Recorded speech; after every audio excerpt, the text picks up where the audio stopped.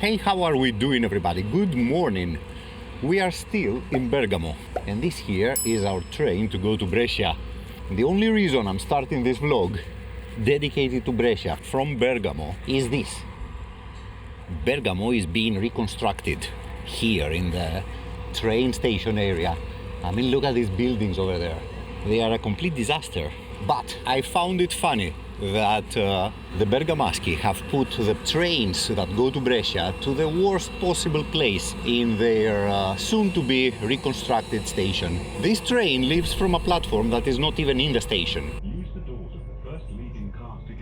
So what is the common thing between us, Andrea Pirlo, Pep Guardiola, Roberto Baggio, Luca Toni, I cannot remember who else, Carletto Mazzone, man. What is the common thing between us all? All of us, at one point in our lives, passed from this here place.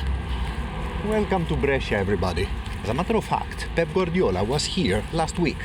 The problem with all this is that Pep's former club doesn't exist anymore. It's something else now. Let's discuss.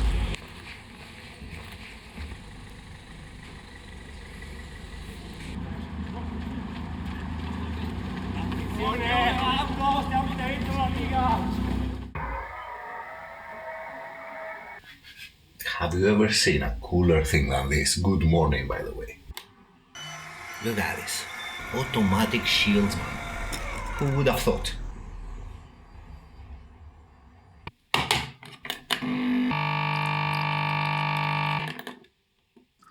Alright. Look what the guy has here, man. And è difficile stare al mondo. Check this out, man. These people are against spritz here. Brescia anti-spritz. Let's go. So Brescia has a metro. It basically has one line going from south to north. We could have taken the metro to go closer to the stadium, but you know how it is, we'll have to walk. So initially, my thoughts when I arrived at Bergamo the very first day was to make one video, something like a nostalgic video of the Atalanta-Brescia rivalry. Very soon it all went to hell because the Italian authorities provide us with content, man. The way they treated the Dortmund fans. And before we start our narration, I have to address this, man. So we go to Cesena, right? We make a wonderful video on the Cesena fan culture, you know, the protest, and we mention the strong brotherhood with Brescia. Look at this message from Brescia. Brescia have a friendship with Cesena. And what happens literally 24 hours later? The 40-year-old brotherhood collapses. Just like that. In Italy, there is a strong wave of solidarity between ultras, you know? The same people who fight each other have a strong solidarity movement against all the measures that the state is taking against them, against their free movement. So every time an ultra group faces repression from the state or from their very own football clubs, almost the entirety of Italian ultra scene rushes to show their support. Until it comes to the big teams. Inter, Milan and Juve usually are exempt. Exempt, that's a word, I think. Simply because of the way the mafia has gone in the curva. For example, the reason the curva of Juventus have faced so many bans from the club itself is the connection with the 'Ndrangheta, right? The Calabrian mafia. Last summer, Milan and Inter together, mind you, they decided to not allow the members of the Curva Nord and the Curva Sud to renew their season tickets. For the same reasons. I mean, because of the presence of 'Ndrangheta in the Curva. And there are very different opinions on the matter. For example, the Ultras of Bologna expressed their solidarity with Milan and Inter, not to the mafia people, but to the Ultras. On the other hand, Napoli immediately exposed a banner that said we cannot express any solidarity to them because of the mafia contacts. And then you have Cesena. Cesena published a statement at some point expressing their doubts on the whole ultra movement of Milano, you know, and how innocent they are. And this did not stand well with Brescia. So it's amazing, right? So Brescia have this also very old friendship with Milan. Remember, the friends of this fan base are historic, you know. The friendship with Milan is historic. The friendship with Cesena was historic. They also share some common friendships with Saint-Étienne, for example, or the friendship with Salernitana, as we saw when we did that video in Salerno, based in human suffering, you know, and support. I am profoundly impressed by the metro of Brescia, man. Look at this. Now, the stop for the stadium is the third one from here, is at Monpiano.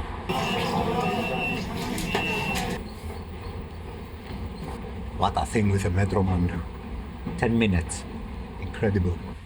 So Cesena expressed their doubts about how innocent the ultra movement of Milan, not only AC Milan but also Inter, is, and that caused the Brescia ultras to choose, that forced them to choose, and they chose the friendship with Milan against the friendship with Cesena. Good choice, bad choice, time will tell. So here we are walking towards the Rigamonti. As a kid, the derby, it's not a derby because it's not the same city, but the intense rivalry between Brescia and Atalanta was the very first that I discovered. I mean, I actually remember watching Mazzone run towards the Atalanta supporters.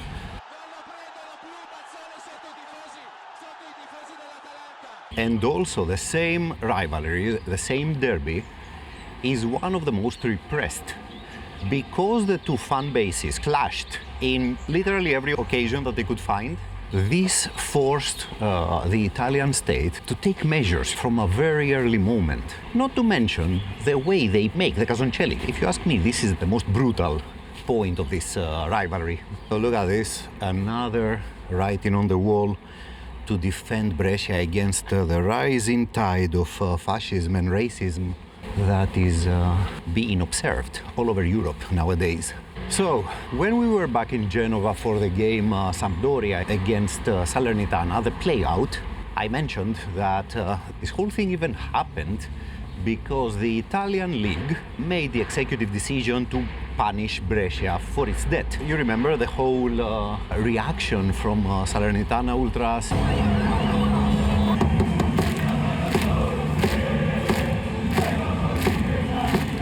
And how they called it as a disgraceful decision aimed to save Sampdoria, you know. Anyway, we will not get into that now. But the thing is that Brescia was back then owned by a very dubious personality called Massimo Cellino.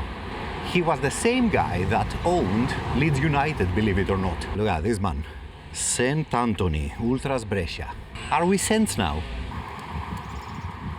So under Cellino, Brescia accumulated a big debt and a series of irregularities in payments. Brescia was punished last year, and because of this points deduction punishment, they ended up below Sampdoria in the relegation zone.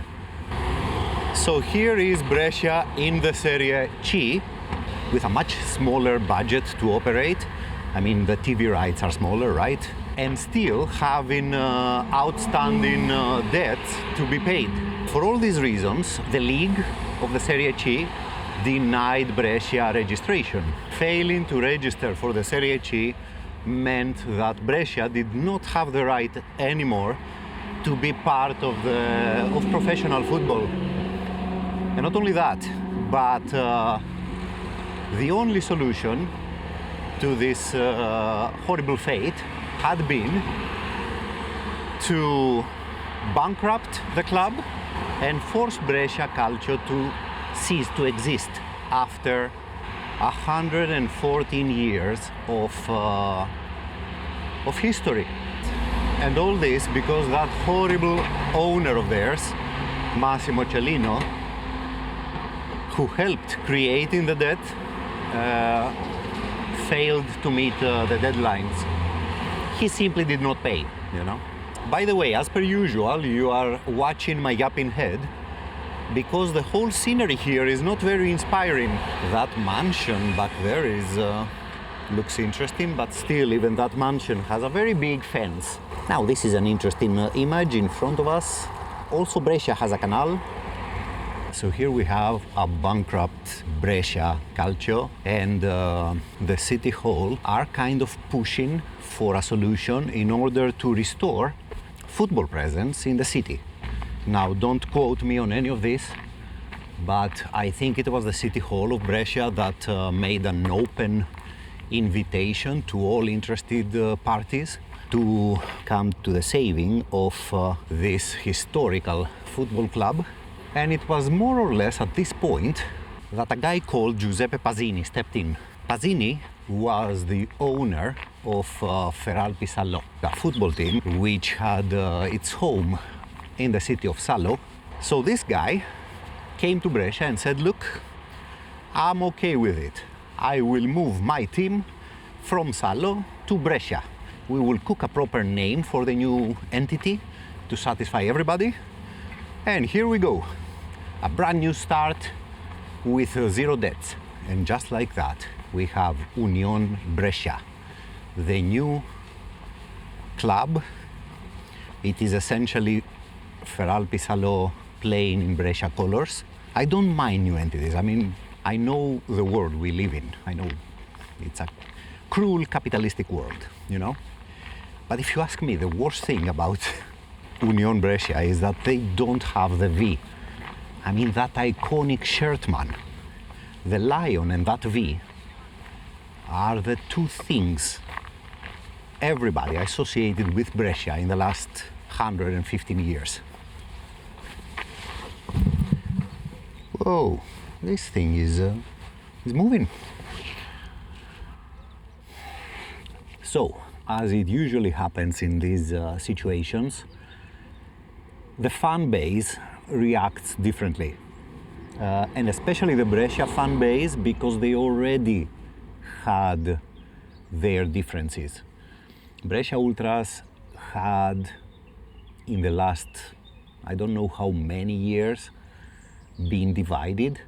You had a group called Brescia 1911 on one part, a smaller group, and you had the Curva Nord, which was a sort of unifying umbrella group for various smaller ones. The thing is that the smaller group, this Brescia 1911, decided that the new entity does not represent them. They could not see the club that they loved in this Union Brescia. As for the bigger group, the Curva Nord, they said, okay, it is what it is. We don't have a choice. This is the football team of the city now. Look at this bench, man. I told you that they were moving. So what happens if we dare to sit here? Should we dare to sit here? Probably not.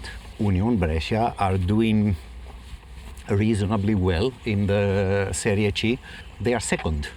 In their group, there is Vicenza, who is totally dominating the thing. Check it out. Nuremberg, if I'm not mistaken, is also a friendship of Brescia. So Vicenza is dominating the group and will probably end up qualifying directly. While Brescia, and how many were they? You remember the discussions we had in Catania, right? About how Serie A works. It's a mess. So Brescia, together with everybody else, will later play in the playoffs. And we will see what will happen. I'm not gonna lie, man, this is exciting. I mean, the Rigamonti is one of the stadiums that was there, together with Brescia, of course, when I was growing up watching Serie A, you know? So look at this is the shop. This shirt does not look too bad with the orange blue stripes, and it has the lion. And look at this, it's a V-shape, but it's not the old one, is it? Lei è tifoso di Brescia? Sì. E anche della nuova Brescia? The Union? Di Union, sì, non è come la nostra maglietta originale, non c'è la V. La V. Crede lei che esiste una possibilità forse in futuro che torna... Allora, stanno facendo qualcosa, perché lui, quello là che c'è andato via, Celino, sì. Celino, è pieno di debiti. Sì, e non vuole pagare. E come si dice, fa un concordato e pagherà qualcosina. Allora il centro che c'è là di Torbole lo vogliono comprare. Ok. E con centro di Torbole vogliono metterci dentro anche la storia e tutto, perché il Brescia non è fallito dal ramo aziendale, è fallito dall'altra parte, perché il ramo aziendale ce l'ha in mano ancora Cellino. Se Cellino vuole, si iscrive a come si chiama? A un campionato di dilettanti, sì. Parte dai dilettanti e può andare su. Sì, con il vecchio Brescia, sì. Con tutto. Sì. Con tutto, la storia, mica storia, la V, la maglietta giusta. E questa situazione simile con come era la Fiorentina, sì, esatto, bravo, anni fa. Esatto, come era la Fiorentina quando è andata che aveva cambiato il nome, si chiamava Florentia. Florentia Viola, sì. Sì. Tu che parte sei? Sono greco e questa storia è molto interessante per me. Mi ricordo di Carletto Mazzone, mi ricordo di Baggio, Guardiola, i derby con l'Atalanta e tutto questo caos. La storia prima. La prima partita che ho guardato dal Brescia avevo 7 anni. Sempre in questo stadio? Sempre in questo stadio. Rigamonti. Ah, un'altra domanda. Questo Mario Rigamonti è lo stesso Mario Rigamonti? Era quello da Torino che è morto Ho visto il suo nome, nome in Superga. Check it out, Mario Rigamonti. Oh wow. Infatti se vedi lì c'è scritto la lapide. Grazie signore, grazie tanto. Ci mancherebbe altro. Ciao a te e buone cose. Grazie. Yeah man, so it's always interesting to go to the stadia. You saw? I got it right this time. Stadia. When there is no game, you know. First of all, because you have the people who frequent the area. And second of all, because it has a certain vibe, you know. It's interesting what this guy said though. Brescia, the original club, still exists, and it's property of Cellino, who doesn't want to pay his debts. So people still have hope that Brescia will return. Did my camera show you stuff, man? That I cannot see. Look at this, USSR. Unione Sportiva Stella Rossa, Sport Popolare. All right, USSR. Finally a mural. Curva Nord, Brescia. It's very beautiful how the stand is back there. So I have a ticket for tomorrow's game. Tomorrow's game is important, by the way. I mean, Brescia are second and they play Lecco, who is third. But if I wouldn't be having this ticket, this situation, blocking my view of that glorious stand, would be infuriating to say the least. I think this is a sticker of the other group of 1911. Yeah, it probably is, isn't it? And you can see the friendship with Magic Fans. It's absolutely sensational how the stands of the Rigamonti are all, you know, the iron bar thing. There is no cement here to support our lives. This is the Distinti, the lateral side of the stadium. And I think when this group, the Brescia 1911, when they were going to the games, they were here on this stand. This division was also visible in away games. You would see the main group of Brescia being together and then this smaller group, this second group, being a little bit apart. You have seen here in this stadium, you have also seen in Bergamo what they think of Brescia. The rivalry is still very strong. No matter what the success of Atalanta, the rivalry is still present. And if Brescia at any point grows, the rivalry will be right there waiting for them. So when the two teams were still playing each other, violence, bans, restrictions, you name it, they were all over the place. When Paolo Scaroni was brought to his knees by the police, Atalanta Ultras, just like the other enemies slash rivals of Brescia have done, they were there to show their support. I mean, look at this photograph, man. Under normal circumstances, these two people would be fighting each other. And here they are, one showing support for the other after the local Italian riot police destroyed his life. Right? Right. I hadn't noticed this Maserati man. Is Pep still here, man? So that was the Rigamonti for you. That was the stadium where Roberto Baggio, Pep Guardiola, Luca Toni, Andrea Pirlo played and honored the shirt with the V of Brescia, the lioness of Italy. So what is your opinion, man, on all this? I mean, isn't it incredible that the same people who will meet each other on the street and they will fight, like brutal fights, right? The same people show solidarity when the riot police injures or kills one of them. I think this is what Boccia meant in that documentary when he said that we must educate the ultras. In the end of the day, you know, everybody, we are all human, you know, human beings. Brescia is the place where a very interesting show, Dodicesimo in Campo, it means the 12th player is produced and presented by local people from here, from Brescia. The presenter, a woman called Milva Cerveni, supporter of Brescia, but still the quality of the discussions and the topics that are touched in these discussions is up there, you know.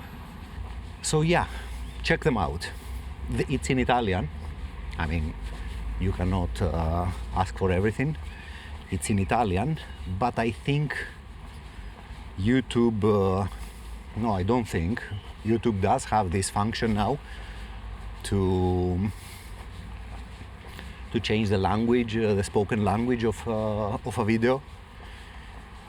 It is to my understanding that with our videos it's doing a shitty job, but probably it has to do with my level of English, you know. So yeah, let's not touch that.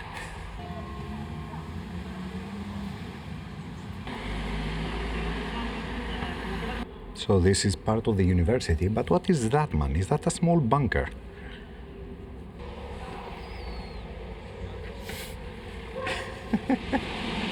Let's talk a little bit about the history of this place, man, because it's important.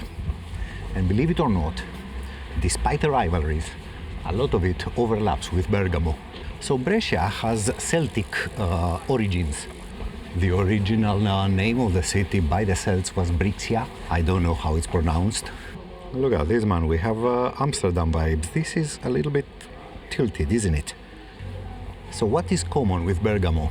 Now, first of all, both of them spent centuries under the Venetians, La Serenissima. Both of them were Roman provinces at some point. Both of them were under the same Lombard duke of the Visconti family. And both of them played a vital role in the Risorgimento. We already talked about Bergamo. I mean, the Thousand of Garibaldi About 200 of them were from Bergamo, a bit less. And as for Brescia, the nickname, the Lioness of Italy, comes from the fierce resistance the locals showed against the armies of the Habsburgs. It says up there, of the people who revolted against the tyranny of the Austrians. It would probably be futile to even try and mention the entirety of armies of condottieri that tried to capture this place. A lot of them with success, but I have to mention one of them, man, because we already mentioned him. His son, actually. There is this guy, right? Pandolfo Malatesta. You remember him from Cesena. The Malatesta Senior came all the way up to these parts and conquered Brescia, only to lose by the Viscontis of Milan. And that's more or less everything I will say about the condottieri era. I do want to mention, though, the events that happened on the 28th of May, 1974. These are the years of lead that we have so many times talked about. And here we are in this square, the Piazza della Loggia, and you have a big anti-fascist protest happening until some point that a bloody bomb exploded. A bomb that was placed inside a bin, just like this one. The bomb was planted by the extreme right terrorist organization Ordine Nuovo. New order. Not so new, isn't it? And it ended up killing 8 people and injuring more than 100. So the right-wing terrorist attack happened in 1974, right? Try to think. I will leave you 3 seconds to even think, contemplate, when the final judgment was placed, the final appeal that ended up to a punishment for the culprits. When do you think this happened, man? 1, 2, 3, 2015. Only in 2015 did the Italian justice system end up with a final sentence. It was a life sentence, but still. Somebody explain to me the meaning of this, man. Does your city have flipping rhinoceroses hanging from the public buildings? Probably not, right? Look at this, man. Is that the cathedral? Check it out, man. The campanile. By the way, the whole thing of campanilismo with Bergamo is kind of pointless nowadays, isn't it?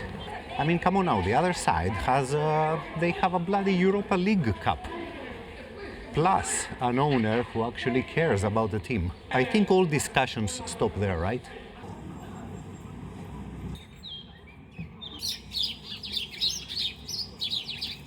Can you see that?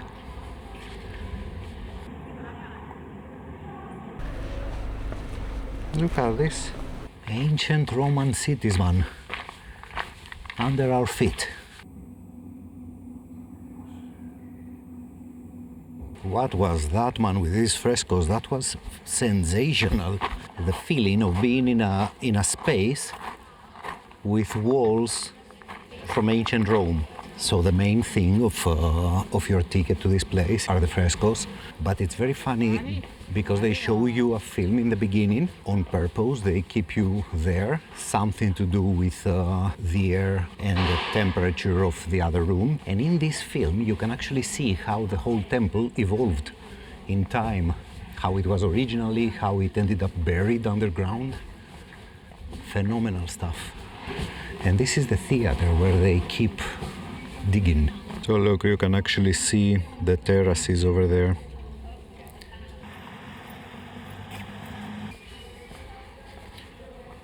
Isn't it absolutely fascinating how these objects from the Bronze Age have the same pattern and design like our objects? I mean, what does that tell of human imagination, man? Just look at what was under the monastery, man. It's much older. It is way much older than what those idiots tried to do in the Second World War. And as we know from the Hindus, it represents the circle of the sun. Have you lot ever been to an ancient Roman house? Well, if you haven't, here's one. Ancient Roman house found under a monastery. Is that Dionysus? Probably is, you know. The panther was his symbol. This is the Lombard city, the Lombard-BRESCIA of the 7th century. It's very similar to the area of the old town as it is now, but it's very funny what it says here. That the Lombards essentially built their wooden houses on ancient Roman rubble.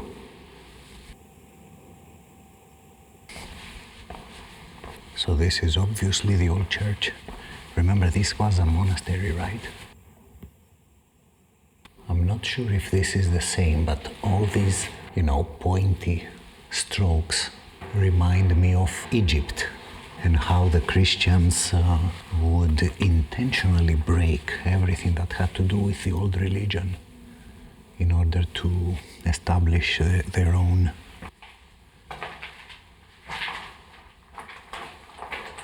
Check it out, this is a crypt. Right, so my battery is 3%. Bloody hell, how did we do that? I will see you tomorrow at the game. Bye-bye for now.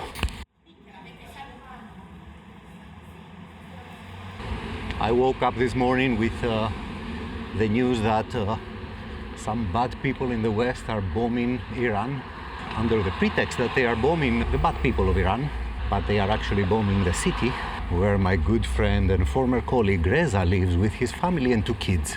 Probably in a bunker at the moment. Who knows? I feel exhausted, Probably because I'm old. I can actually see the lights from here. I wonder if there will be visiting ultras. Yeah, that's the current state of Italian football.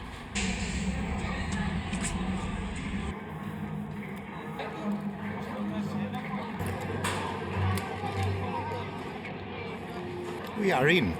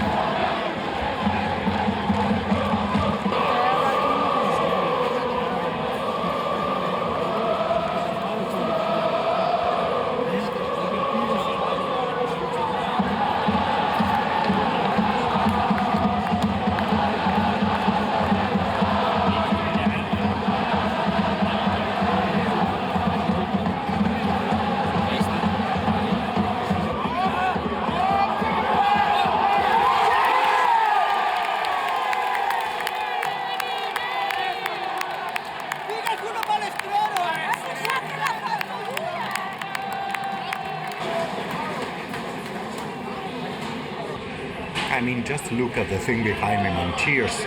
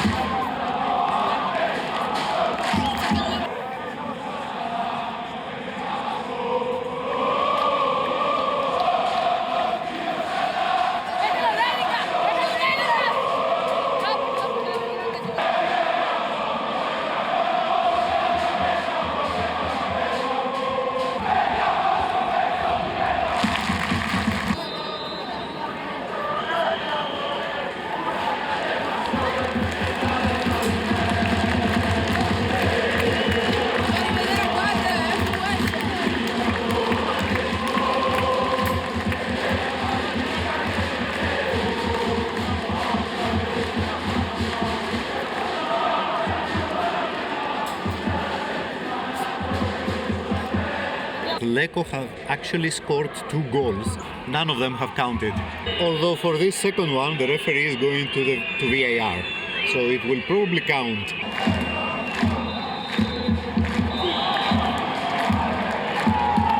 Look how funny it is. It's like all these people are standing on a scaffolding. Sensational. This was the solution of Brescia, to bring the crowd closer, you know?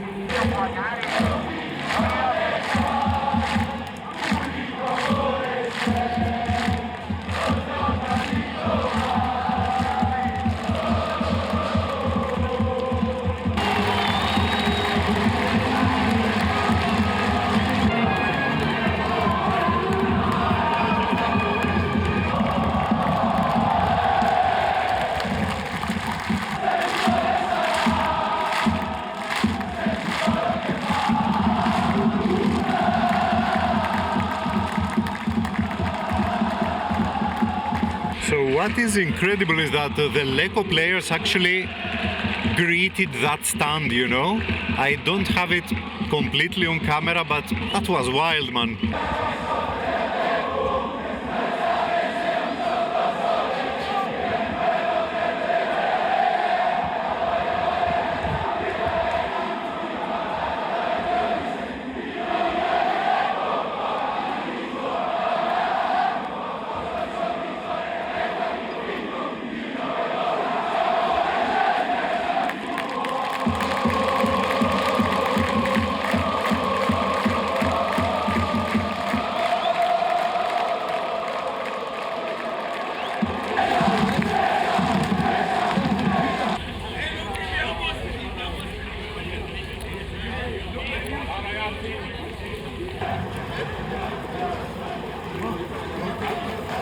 So Brescia won.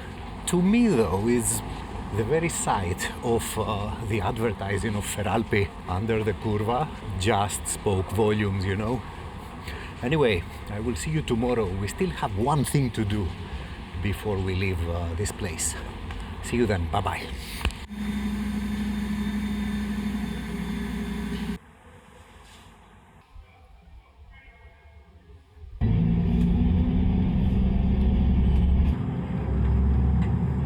Hey, good morning. How are you all doing? surely we couldn't abandon Brescia without paying a visit to this parking lot. Sorry about that. To Salò. This is Salò, everybody. And in front of me is the stadium of Feralpisalo, the team of the city. But let's grab a coffee first. Mi chiedo che è successo ai tifosi. I tifosi vanno a Brescia? Ah, vanno a Brescia? Sì, senza problemi. Ok. E chi gioca in questo stadio adesso? I ragazzini piccoli, young. Under, eh? It's not much this stadium, but Feralpisalo did have supporters, not many, some hundreds I guess. But remember, this is a team that at some point was in Serie B, which means that they had to play some substantial adversaries, you know. Teams like Verona, I guess, played here. Brescia themselves probably played here. So I asked these people at the cafe, what is the opinion of the local fans on the whole situation? And they were very fast to answer me that they all support Brescia now.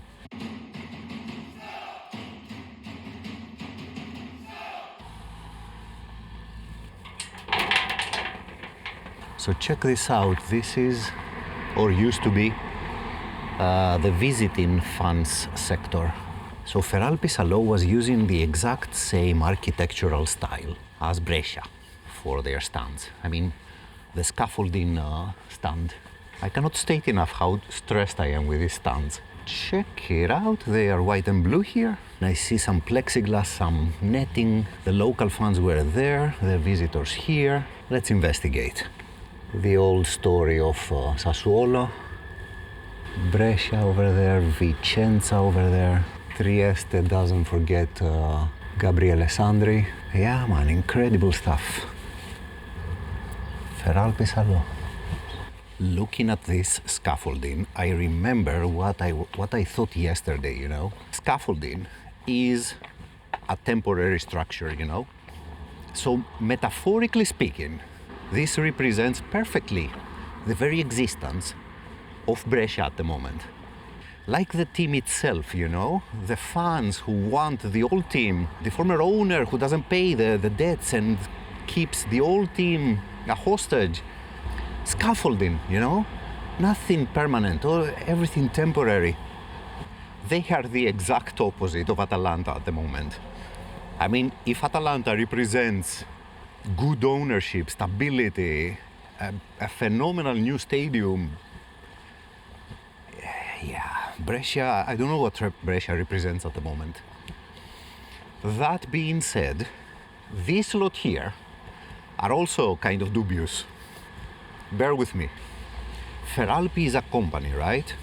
Feralpisalo was founded in 2009, and it was the product of a fusion between two other teams. So a team from the neighboring town of Lonato, which was the original team that this company, the Feralpi company, owned, fused with a local team from here, from Salò, to form the Feralpisalo. And then, now, last year, it essentially gives the license to Brescia, and now it's no, it's not Feralpi-BRESCIA, it's Union Brescia. What's going on, man? I mean, I'm not crazy, right? There is a pattern here. Let's hope that Brescia will survive this story, man. Let me show you this. That is Lake Garda. Flipping hell, can you see anything? I swear to you that over there are buildings and land. The Lion of Venice. I have to admit that the mist does not leave much to see, but it opens all sorts of possibilities for our imagination.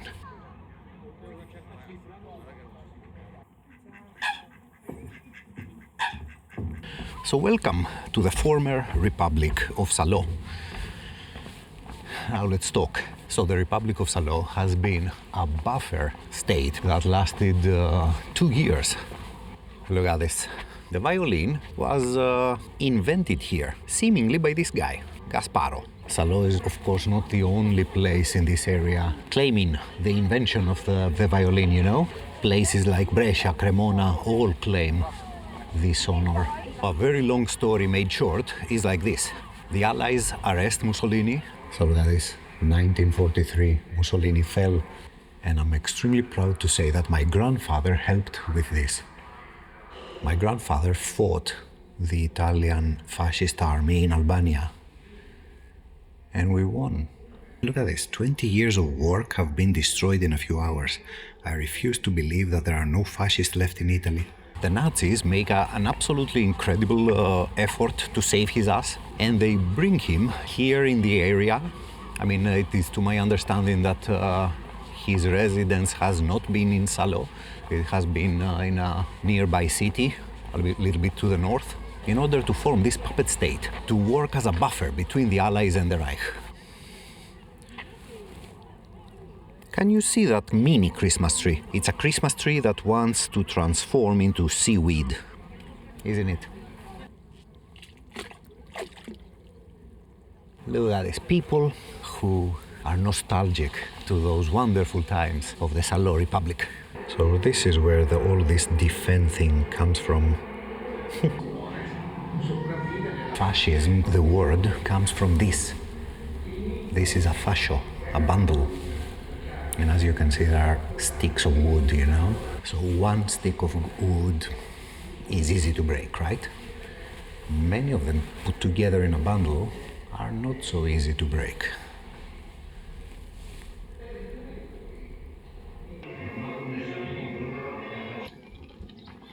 So check this out. This is what this place looks like when there is no mist. I keep looking at the architecture of this city and try to recall from memory the architecture of that building where Pasolini placed his protagonists of the film, Salò, the 120 Days of Sodom. Oh look, it's the Red Cross. It's amazing to think of all the good an institution like the Red Cross is doing to our world, and at the same time remember the role they played in the rat lines, you know? Look at this. Hotel Laurin. This was the Ministry of Internal Affairs back in the Social Republic of Salò. Hotel Laurin. So it's closed and it opens on April Fool's Day. Interesting. So before this whole situation with Feralpisalo and Brescia even happened, I was aware of this city because of the film. I mean, I loved Pasolini for the hard to stomach directness, you know, of his movie making.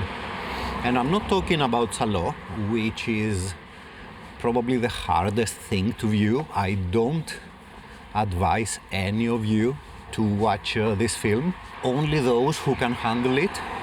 But to me, even though the film did provoke some stomach reactions, to me it was obvious the metaphor, and in many occasions not even that, of fascism. This is it. If this is the kind of society that you want, this is what you get.